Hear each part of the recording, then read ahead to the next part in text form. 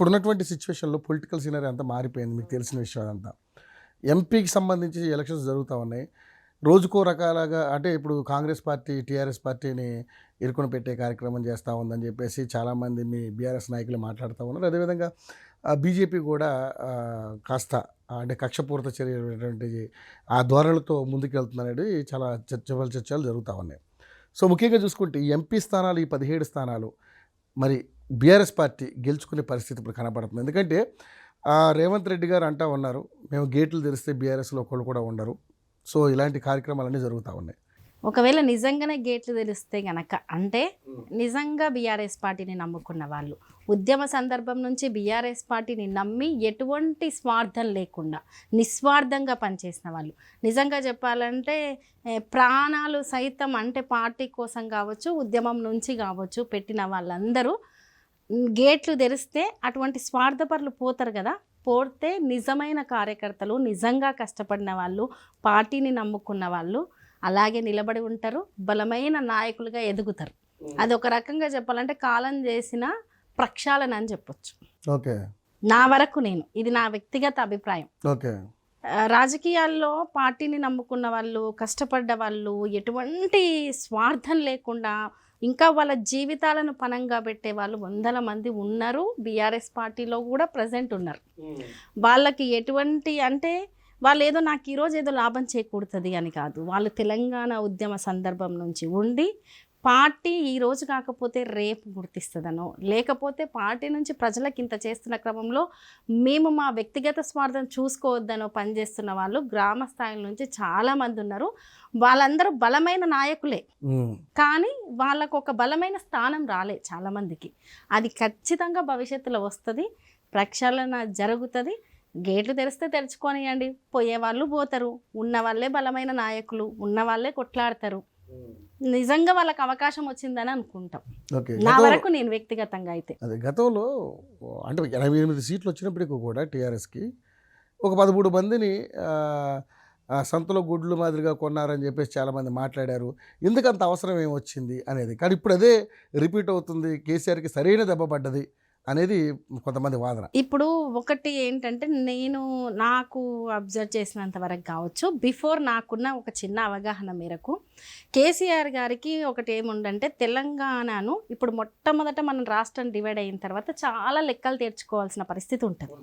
ఉద్యోగుల కానుంచి ప్రతి ఒక్క వ్యవస్థలో, ఈవెన్ మా వ్యవస్థలో కూడా, నేను పనిచేసిన వ్యవస్థలో కూడా ఇంకా లెక్కలు తేలేవి కూడా ఉన్న సందర్భం ఉండే.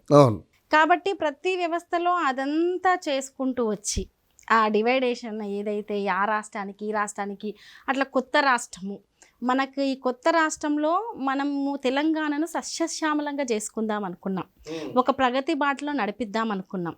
ఇన్ని రోజులు అన్యాయం జరిగింది, 60 ఏళ్ళ నుంచి దాదాపు 70 ఏళ్ళ నుంచి అని మొత్తుకున్న మనము అందరినీ కలుపుకొని ఎటువంటి ఇబ్బంది లేకుండా మనం ఒక మంచిగా ఒక పద్ధతి ప్రకారం వ్యవస్థను నడిపించుకుంటూ వెళ్ళాలని ఇబ్బంది పెట్టలే, బలవంతంగా తీసుకోలే, నిర్బంధాలు పెట్టలే. మీరు గమనిస్తే కేసీఆర్ గారు మీ మీద ఆ రైడ్ చేస్తాము, మీరు రాకపోతే ఇది చేస్తాము అనలే.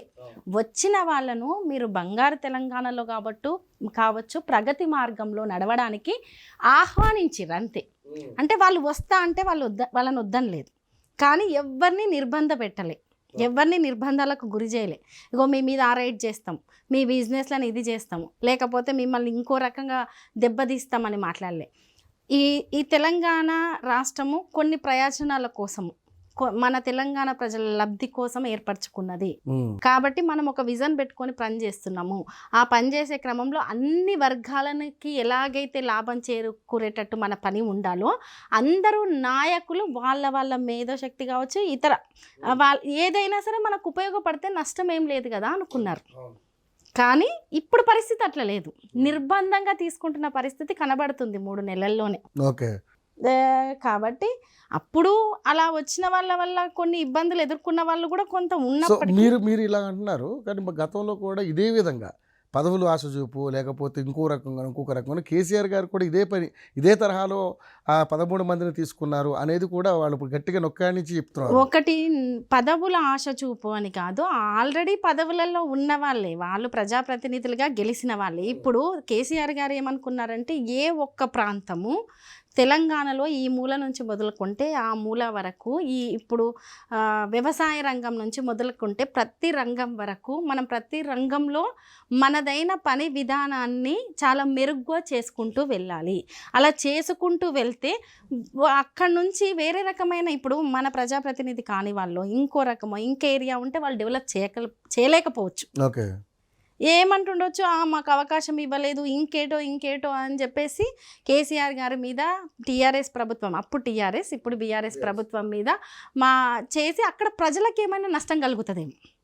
వాళ్ళు వచ్చి ప్రగతిలో మీరు భాగమైతే మేము ఖచ్చితంగా బడ్జెట్ ఇస్తాము, అభివృద్ధి చేయడానికి సహకరిస్తాము, మీ ఇష్టం అని అన్నారే తప్ప నిర్బంధంగా బలవంతంగా ఆశ చూపో ఇంకొకరిని తీసుకున్న సందర్భం లేదు.